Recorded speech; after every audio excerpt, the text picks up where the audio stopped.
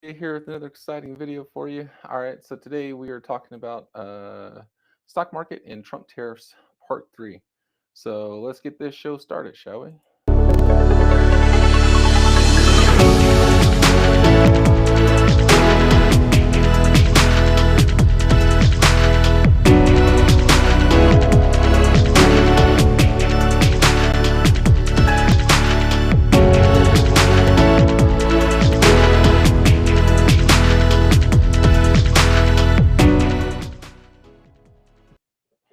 All right. A little throwback to an old oldie but goodie.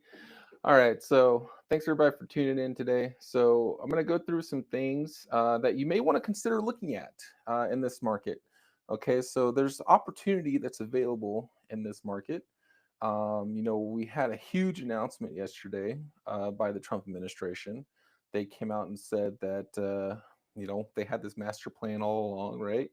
Some people say that they were forced into it because of the bond market and the treasury market, and the fact that the U.S. is going to have to uh, re- refinance a lot of their treasuries in the near future. And then you got the Trump admin saying, "Oh, well, this is our plan all along." Who knows? Probably a little bit of truth to both of those sides of those equations, right? But nevertheless, I think they did intend to try to paint China into a corner, and it pretty much seems like they got them right where they want them for the most part. And so we had some news come out that basically they're going to put a 90-day pause on the tariffs, the reciprocal tariffs, or as they call reciprocal tariffs. There's some debate as to whether or not they're truly reciprocal or if they're making up some numbers and math and whatnot, right? But they did leave in line or in place the 10-year or the 10% baseline. Excuse me. There's a 10% baseline tariff that is still in place for all countries, but they did go ahead and pause the reciprocal tariffs, which will give some reprieve to a lot of companies for at least 90 days. Excuse me, a lot of companies and countries really for 90 days.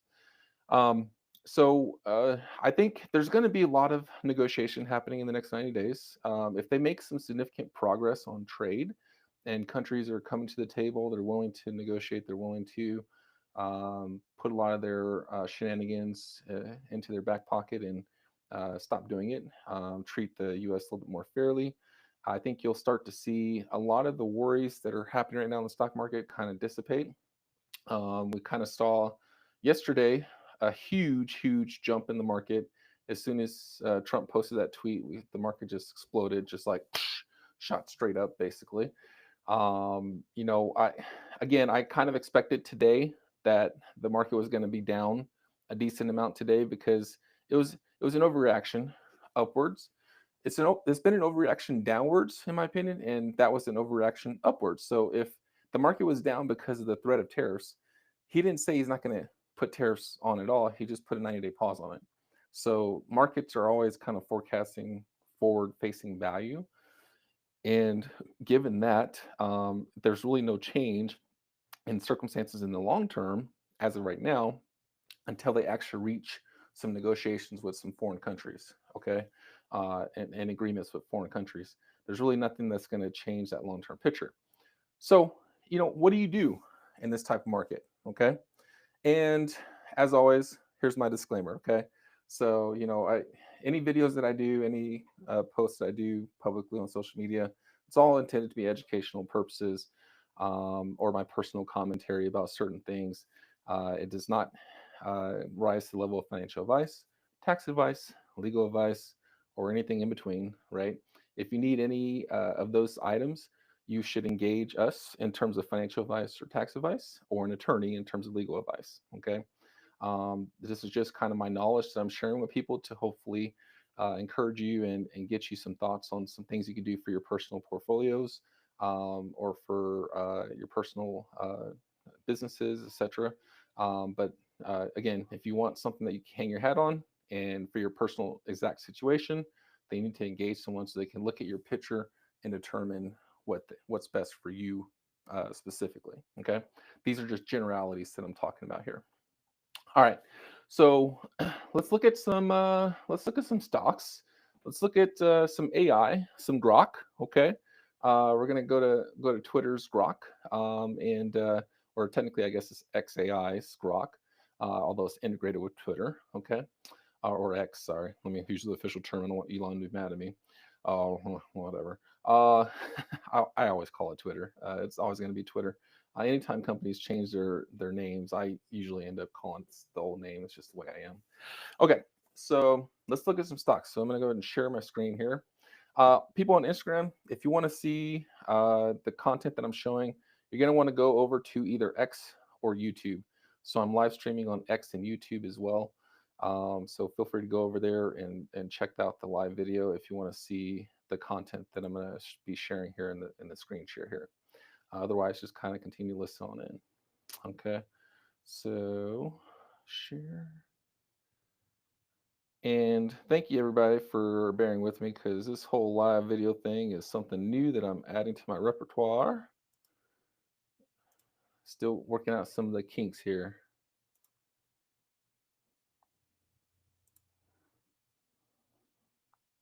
All right, here we go. So here's what we looked at the other day.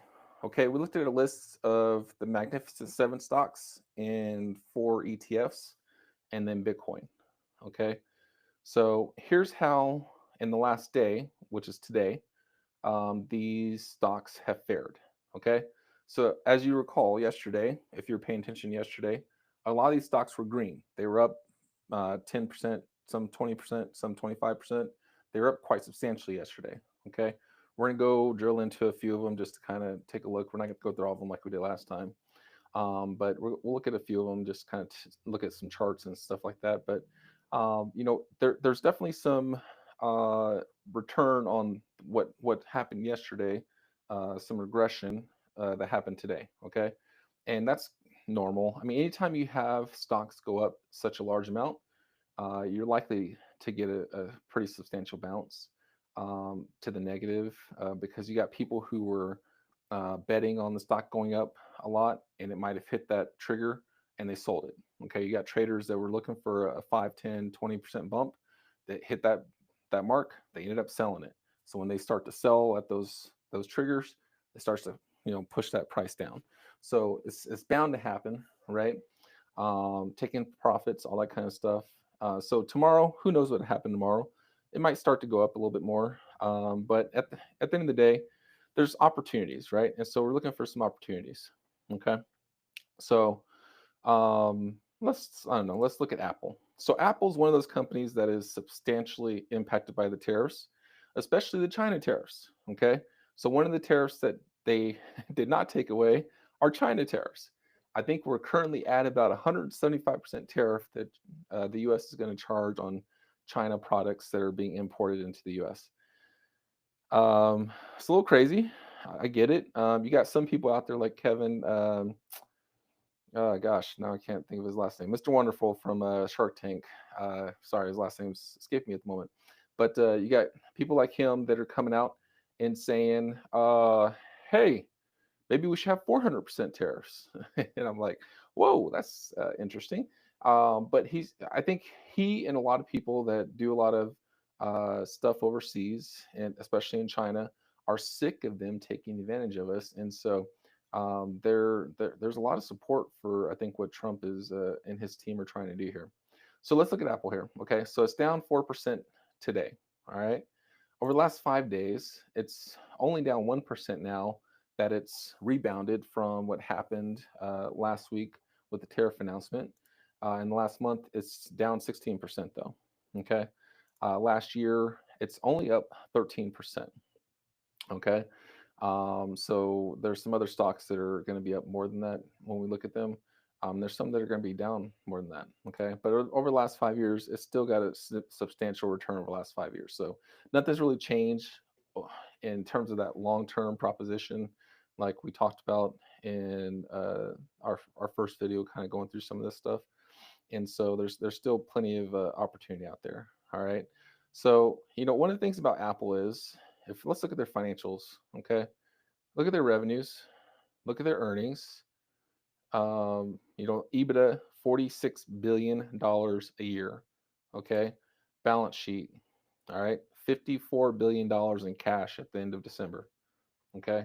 So while it was down, so it's down 26% over the previous year, but they still had a huge amount of cash, pretty much a little bit, just a little bit higher than their EBITDA in cash, just kind of sitting around. Plus, they have quite a bit of investments in this assets figure here. Okay. So, I mean, if we're looking at Apple, they seem to be really poised to be able to weather the storm of these tariffs. So I think that could be a great opportunity. This is a decent price that we're seeing here. It's down quite a bit from the recent high. So where's the recent high at? So this is also a way for you to kind of look at and analyze stocks. So year range, $260 a share was their recent high. So it's $70 a share lower currently than their recent high. All right. So just do that math on that. That ends up getting you so if it just goes back to the previous high, that is a 53% return on that investment. Okay. And there's a good chance that that could go back to that high within the next year. You never know. I mean, there's a great chance that could happen. If China ends up capitulating on tariffs, if, as we're going to see in a bit, Vietnam and Taiwan, they're also kind of impacted by tariffs on those countries. So if those countries also capitulate on the tariffs and the trade, then this stock will probably just shoot right back up to the previous highs. So that's a great opportunity as far as I'm concerned, right? That's a great opportunity, a good investment for you to have. The value proposition is still there for Apple. I mean, people still like their phones, love their phones in a lot of cases. And so this is just a great company to own, and you're getting a huge discount on it right now. So that's one to definitely take a look at. Amazon is probably another one right here. Let's look at some numbers here. So they're down 3% for the year, but they're up 77% 5 years.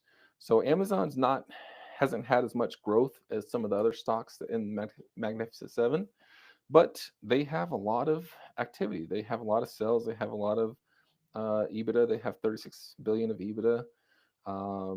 Let's see. Let's look at their balance sheet here. Okay, $101 billion in cash on Amazon's balance sheet. That's pretty impressive. So again, they seem to have the ability to weather this storm a little bit. $242 a share was their recent high. Okay, so again, you do some math here. If it gets back to 242 divided by 181, that's a 34% return on that potential investment if it just reaches back to its recent high. So, I mean, again, opportunities. These are all opportunities. This is ways to kind of look at these stocks and just figure out, okay, should I start buying some of this? If you already have these things in your portfolio, it's still a good opportunity to buy some more, even if you bought at prices lower than this. It's a good opportunity to buy some more, or you can maybe take some losses. So one thing I haven't talked about in these videos that I think is important. Okay, wash sale rules and tax loss harvesting. So with the huge decline that we've had in these stocks, okay, if you have stocks in your portfolio that have large losses right now, let's say you bought recently in like March or February at some of the recent highs, um, and you now are down substantially, this is a great opportunity to take some tax loss harvesting. Okay. So let's say out of the Magnificent Seven, you own Apple, Amazon, and Google. Okay. Well, maybe you sell those and buy some Tesla, Meta, and Nvidia for at least 30 days. Okay. The reason you have to wait at least 30 days to rebuy Apple, Google, and what I say, Amazon, if you already own those and you sell them for losses, is because if you rebuy it within 30 days, the wash sale rule kicks into place. This wash sale rule basically says that you have to basically negate any losses that you had tacked on, and so you lose the whole benefit of what you just tried to do. Okay, so if you want to take advantage of tax loss harvesting, you can sell some of these, take the losses, wait 30 days. You can either invest it in something else for 30 days, or you can just kind of let it sit in a money market or some cash, and then rebuy it after 30 days. Okay, if that's so, however you want to play that. Okay, you can go ahead and do. All right. So something to kind of think about. Let's look at just a couple ETFs here. So you got the Vanguard ETF. It's down 4% for today. Over the last month, it's down 5%. Last year, it's up 4%. Okay, year to date, we're down 14%. So this ETF, if you're an ETF buyer, the Vanguard Growth ETF, still a great proposition on that one. All right, recent high was 429. Okay, so let's say 429 divided by 353. So that's a 21% return if it just gets back up to its recent high. So it still has some good potential in that Vanguard Growth ETF for to be able to grow for you. Okay, let's look at one other. Let's see. How about the Vanguard Total Stock Market ETF? That's another popular one that people like. Okay, so year to date, we're still down 11%. Last year, up just about 1%. And then today, we're down 4%. Okay, so let's look at that here. So the recent high of 303, divide that by 257. That's a 18% return if it just gets back up to the recent high. Okay, so again, a good opportunity for if you're an ETF buyer. Notice your potential returns if it gets back to the recent high is lower for ETFs. That's because even with the downturn, ETFs are usually most of the time. Occasionally, you might have something happen with it, but usually the downturns will be a lot less, but also the upside on an ETF will be a lot less because you have exposure to a lot more stocks. Okay, so let's see, where's the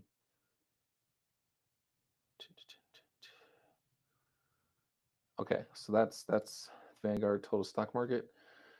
Bitcoin. Let's just talk about Bitcoin real quick before we move to some other things.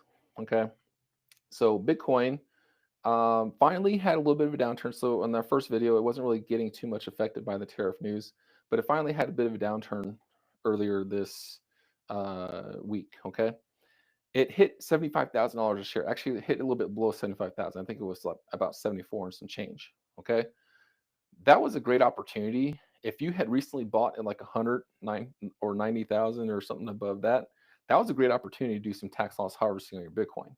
Okay, and let me just tell you, the wash sale rule does not exist for Bitcoin. Cryptocurrency and the wash sale and Bitcoin, cryptocurrencies, all cryptocurrencies are considered to be property by the IRS. And because it's considered to be property by the IRS, the wash sale rule does not apply. Okay. So you literally could sell your Bitcoin and rebuy it within seconds, and you now have done tax loss harvesting. Okay. Some people say you should probably try to wait like a few hours or a day or whatever just to be safe. I think you're fine. If as long as you have a sell that occurs, as far as I'm concerned, that triggers that, and the wash sale rule is good to go. Okay. But again, talk to your accountant, talk to your CPA, make sure that they're okay with that. Okay. But yeah, there's no current. They're trying to close that loophole. Okay. I hate the word loophole, but I'll use it in this case. They're trying to close that because it's not really a loophole. It's just the way the tax law is written. That property is not. There's no wash sale rule for property. It's only for securities. Okay. And so because Bitcoin is not considered a security, then by definition, there's no wash sale rule. So yeah, right now we're at 80,000 or just shy of 80,000. Year to date, we're down 15%, 14% in the last year. Over the last 5 years, again, we're still up 1,000% over the last 5 years. So huge growth in the value of Bitcoin. All right, so let's see. The recent high for Bitcoin, they don't have it on here. I think it was roughly about 108,000, somewhere around there. So let's just say 108,000. If it gets back up to 108,000 from, let's just say 80,000, it changes so often. We'll just use this. So that's a 35% return on that investment. Okay. And chances are Bitcoin will probably at some point blow past that $108,000 mark or whatever the recent high was. And so it's a great value proposition on that one. I shouldn't, maybe not the value proposition, but great growth opportunity on Bitcoin. Obviously, it's risky. So I would never recommend that you have it as a substantial part of your portfolio, but it's totally fine if you 5%, 10%, something like that. Whatever you're kind of willing to risk a little bit, be a little more risky with. I think it's totally fine to have that as Bitcoin. Okay. Other cryptocurrencies, yeah, not so much, but Bitcoin I think is kind of the king of the cryptos. Okay. All right, so that's the Mag 7, that's Bitcoin, that's some of those ETFs.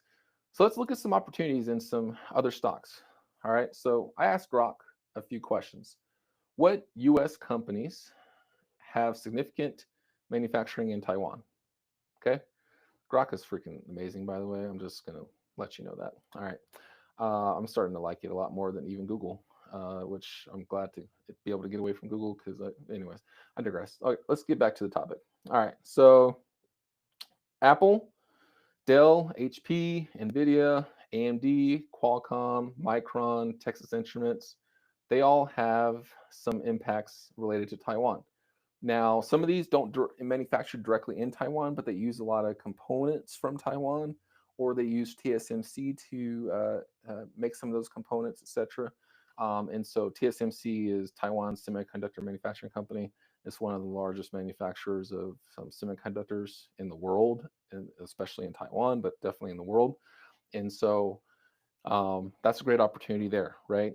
And TSMC actually recently did a huge investment in Arizona, which just so happens to be where I live, where they're building huge manufacturing plants here and great job opportunities here in Arizona. It's really helped our rental real estate market and other things in Arizona. It's really kind of growing and booming. And TSMC has made a huge investment in the U.S. So they were kind of ahead of the game of all these tariffs that kind of came down the pike here.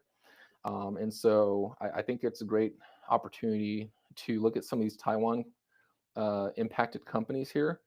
They likely are going to capitulate again because especially with them doing a lot of that huge plant here, I think they're going to eventually try to be more fair on their trade, and I think they're going to be a great partner to the U.S. going forward. They have been historically, but I think they'll still be a great partner I think going forward. And so taking some of these stocks here, looking at some of the financials and stuff like that we looked at, I think is a great opportunity. So something to look at for Taiwan. Then I asked Grok, okay, what U.S. companies have significant manufacturing in Vietnam? All right. So again, we got Apple, Intel, Nike, all right, Dell, HP, Cargill, Under Armour, Patagonia, the North Face, Columbia, Gap, Levi Strauss, and J. Crew, Ralph Lauren, Lululemon. So you're noticing a trend here. Vietnam has a lot of apparel manufacturing, apparently. Okay, they do a lot of apparel manufacturing, which is good because it got a lot of that away from China. So they got a lot of apparel manufacturing. Nike is probably going to be, I would say, off of this list. Nike, maybe Lululemon are two of the larger apparel companies in the U.S. that will be substantially impacted if Vietnam, for some reason, doesn't capitulate. But at the same time, has some great growth opportunities if they do capitulate. Okay, and so I think that we're going to see some good opportunities there in these companies, and you'll see that Apple's on that list again. So Apple has deep reaches all in the Asian countries there, and so just a great opportunity there. So there's some data from Grok. Okay, and then I asked Grok what U.S. companies have significant manufacturing in the Philippines. Okay, so Texas Instruments, one of the largest investors in the Philippines, Intel, Procter and Gamble, Johnson and Johnson. So now we're getting into some consumer staples there on semiconductor, Avon. All right, so it looks like the Philippines does a lot of consumer staples kind of production for us, maybe some pharmaceutical type stuff, things of that nature. And so those are some areas to look at for there, for Philippines. Okay. Again, Philippines has already came to the table, said they want to kind of work with the U.S. and make trade more fair. So I think that's another great opportunity there. All right. And then we got this last question I asked: what kind of stocks should you buy given the Trump tariffs? Okay. So I was just like, straight up, what should we be buying with these Trump tariffs? What are we seeing out there? What's all the places talking about? Here's the web pages that it gets this information from. So it's got Kiplinger, Motley Fool, New York Times, CNBC, Fox Business. So it's kind of it's went through all these different pages for you and said, okay, I've combined everything together. Here's a little summary of some things to look at. Okay. So domestic manufacturers, companies that still in aluminum, aerospace, and defense shouldn't be too impacted by these tariffs. Energy and midstream stuff like oil and gas, pipelines and storage, etc. So it gives you a couple options for companies that are in those fields there. Okay. And then used car retail, obviously, cars that are already here are not going to be impacted by tariffs because they've already here and they're being resold, right? So you got Carvana, CarMax, Drive Time's another big used car reseller around the country. So you got those places there.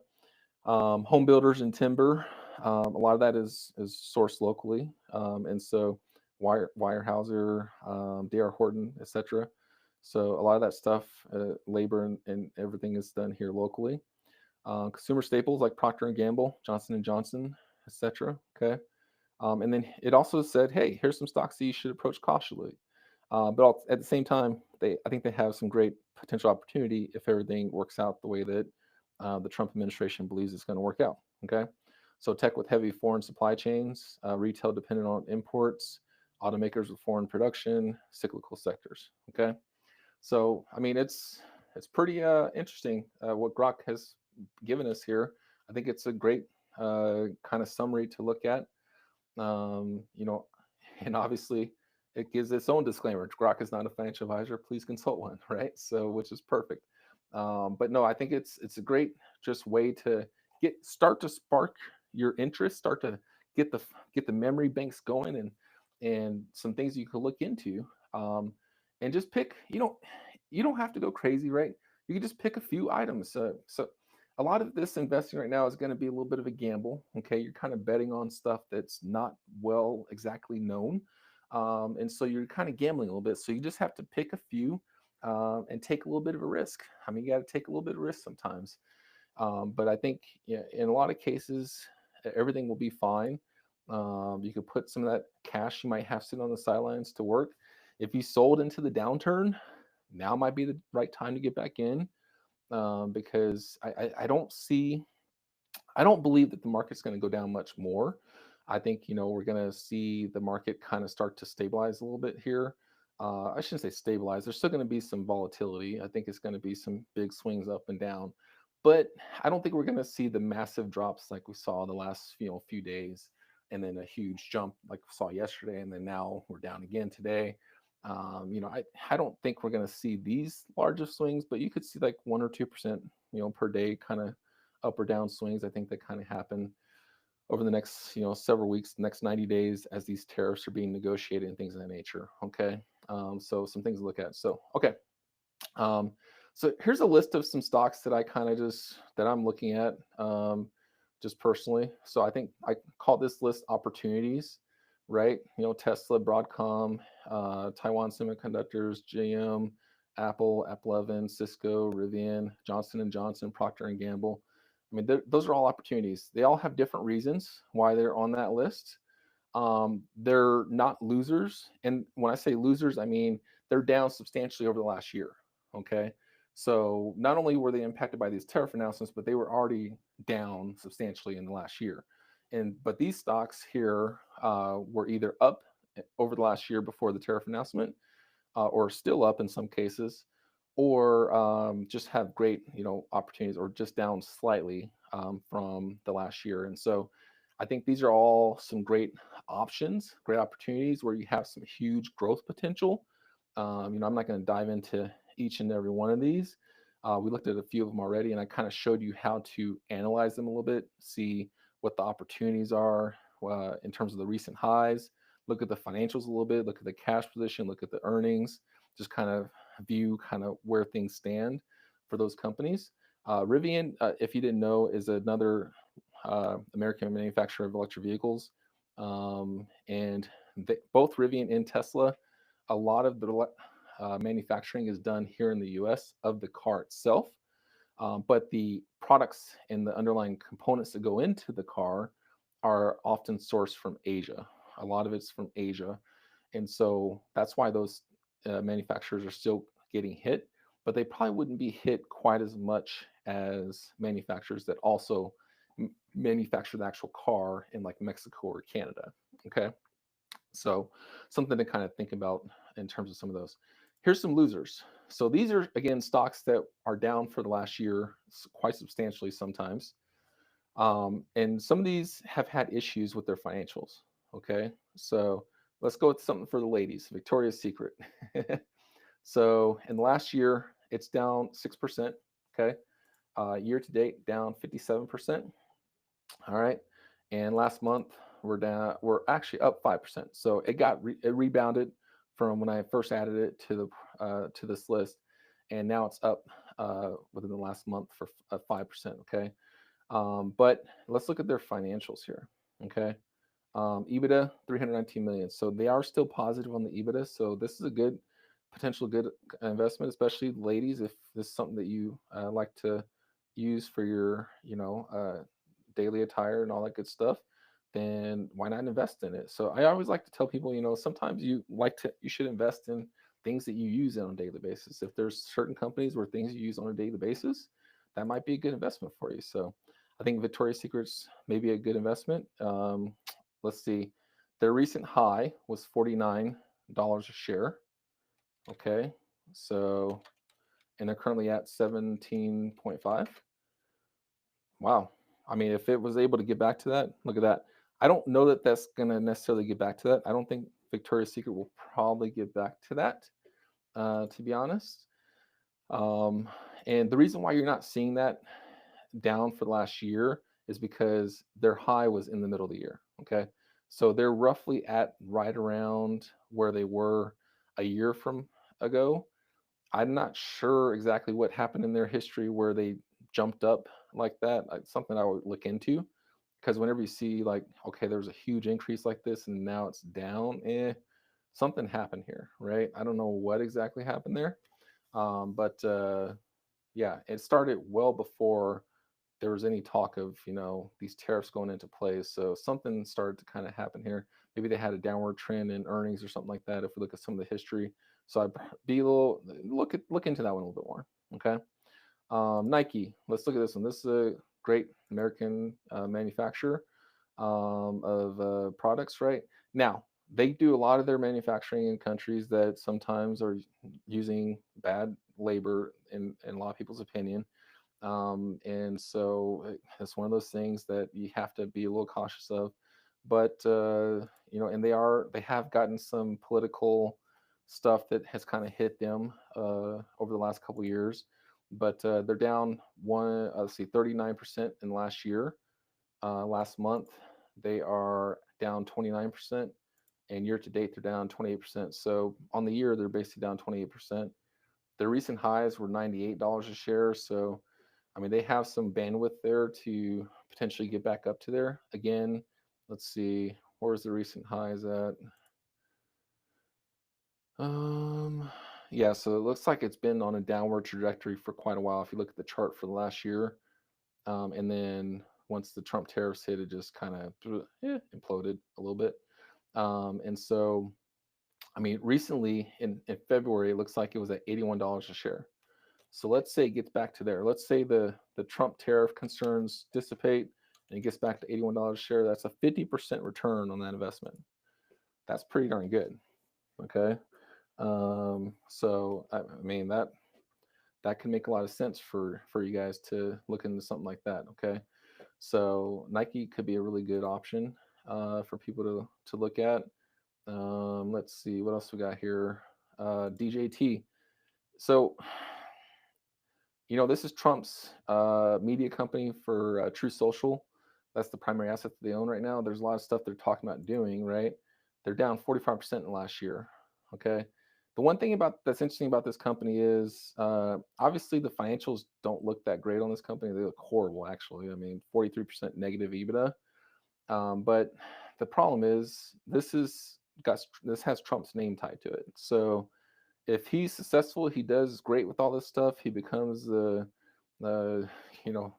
golden boy or whatever. I mean, everyone just starts to love him because he brings all this manufacturing back and this and that, and he does exactly what he says he was going to do. the tax cuts go into place, all that kind of stuff, this will probably have some sympathy trading, right? You're going to have some sympathy trading where people, even though the fundamentals aren't there, they might start buying this thing. So this could be a good opportunity to just take a little bit of a risk. I wouldn't put a significant amount into it, but you know, never know. It may put a little bit into it.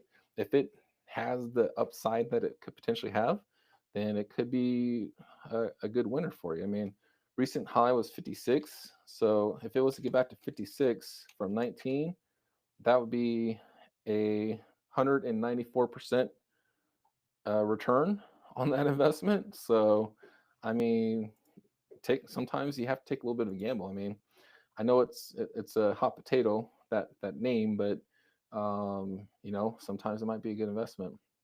Um, Camping World, they manufacture all their stuff here in the U.S. So Marcus Lemonis came out on Twitter and said they actually manufacture all their stuff RVs in the U.S. and so they're not going to be impacted substantially from these tariffs. I have to imagine some of their components are still sourced from overseas, but you can see year to date they're down 39% here. Over last year, they're down 45%. That's more so, I believe, forces of just people not necessarily wanting to buy RVs, not necessarily because of the tariffs. I think it's more so just the demand for RVs has been declining a little bit. But obviously, you can see it had a huge decline in February once the talk of tariffs started to kind of happen. And also, I think around their earnings, I think they may have had some bad earnings. Let's look at that. Um, no, the earnings don't look that bad at all. So $11 million EBITDA. Net profit is negative, but EBITDA is up there. Maybe that net income, net profit is what's kind of driving that decline in the stock price there a little bit. And so if they're able to turn that around and flip that around, then this one might rebound and be a potentially good investment. Okay, so Camping World, that's Camping World for you. Look at just one more here. So Taiwan Semiconductors. So last year, they're up 3% for last year. Year to date, though, they're down 23%. Last month, down 11%. So their recent high was 226. So let's say they get up to 226. That's a 50% return on that investment. Okay. So this is another good, opportunity. Again, I don't see TSMC being impacted too much from these tariffs as long as Taiwan capitulates a little bit there. But look at their net income. Oh my God, this fundamentals on this thing are pretty good. Net income's great. EBITDA is great. Let's see. Let's look at their balance sheet. Holy moly, $2.4 trillion of cash. Jeez, these guys are just loaded with cash right here. So that's one of the reasons why they're probably making these huge investments in the U.S. because they realize, oh my gosh, we can save ourselves a lot of money, probably on taxes and everything else, but tariffs, all that good stuff by manufacturing directly in the U.S. And so they're building those plants here in the U.S. So this company has a lot of great growth proposition. I feel like I'm not sure why the price is down so much, honestly, given some of that data that we have there. This one's probably a good investment. I do actually already own a little bit of this. I'll probably end up buying some more of it personally, but that's not to say it's this right investment for yourself. But yeah, that's a pretty good one. Let's see what else. So yeah, I mean, I think there's a list here. You can kind of go through this list yourself and look at some of these and just kind of pick something or pick a few of them. So here's the overriding thing with investing. Okay, if you're going to invest in individual stocks and take some gamble, take some risk, you want to make sure you buy at least 5 to 10 of them. Okay, don't put all your eggs in one basket. Buy at least 5 to 10 stocks in individual stocks, and then maybe supplement that with some ETFs. Okay, so never put all your eggs in one basket. If you have 10 grand to put to work, pick like 5 to 10 stocks, allocate amongst that either evenly or on a pro rata basis based on market share that the company has or whatever, however you want to play that, right? But look at that and just say, okay, let me pick 5 stocks and okay, I'm going to buy some of those. And so that's the way you want to handle something like this, and just let it ride. I mean, buy into it maybe every week for the rest of this month, or pick some cycle that you want to do. So take that, take like you got 10,000, take the 10,000, divide it by 3 or 4. Let's just say 4 to keep it nice and even, and put 2,500 every week into those 5 or 10 stocks that you want to purchase. Okay, and that's how you can kind of manage your risk a little bit, potentially get some good returns. You're not If the market goes down further from where it is today, it'd likely happen in the next month. Would be my guess. And so, by doing that, you're kind of dollar cost averaging into it basically. And at some point, you'll start to see those good returns happening. Okay, and if you get a huge shot up, right, and it no longer makes sense to invest in those 5 stocks, then stop putting money into it and find something else to put some money into. Okay, but at least you had an opportunity to buy some of it, right? Because I think everyone was like yesterday was shocked that we were up so much yesterday, um, and they were kind of trying to scramble to put some cash in the market to get into it. And then voila, today we had this downturn, which is another opportunity. So don't sleep on it. Um, stay invested. Hang in there for the long term. I think you'll end up doing well over the long term if you just stay invested. So again, like I said earlier in the first couple of videos, nothing really to worry about here. I think we're doing great, all in all. I think there's a lot of opportunity that's still in the market. Something that you should so a lot of opportunity still in the market is something that easily, I think, is a great opportunity for people to take advantage of. Do a little research. It doesn't take much. I did all this probably in a few hours, right? I didn't like spend like hours and hours and hours of time looking at all these things. Went to Grok and said, okay, hey, give me some thoughts or some examples of some companies to look at, and you can kind of go through each of those, look at some of that stuff pretty simply. Look at what the analysts are saying. You got analyst reports and stuff like that you can look at, and just like I said, pick a few of them, and maybe few different value propositions, maybe like a Vietnam play, a Philippines play, etc. Right? You kind of choose whatever you want to do, and I think all in all, everything will end up being fine in the long run. All right. So, well, thanks everybody for tuning in. This is a lot longer than I thought it was going to be, but I think it was helpful. I hope it was helpful. If you got any, if it was helpful to you, feel free to leave a comment. Share this with your friends, family. If you have questions, feel free to leave a comment.